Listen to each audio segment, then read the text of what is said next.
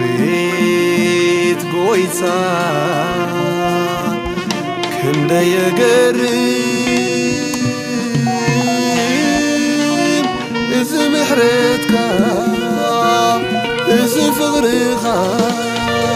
ክንደ የገርም ክንደ የደንቕ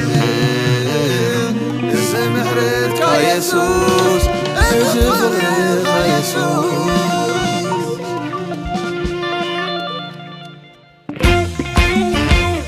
አቤት ጎይታ ክንደ የገርም እዚ ምሕረትካ እዚ ፍቕርኻ ክንደ የገርም ክንደ የደንቕ እዚ ምሕረትካ ኢየሱስ እዚ ፍቕርኻ ኢየሱስ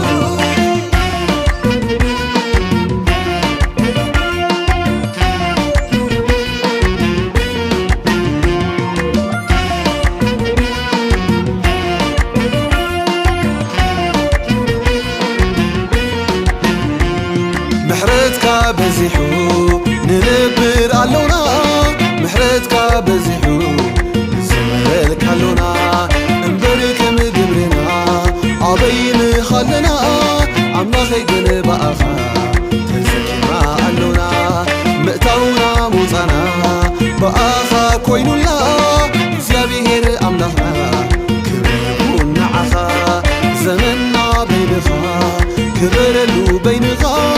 ካልእ ኣይርአ ንስኻ ንገሰልና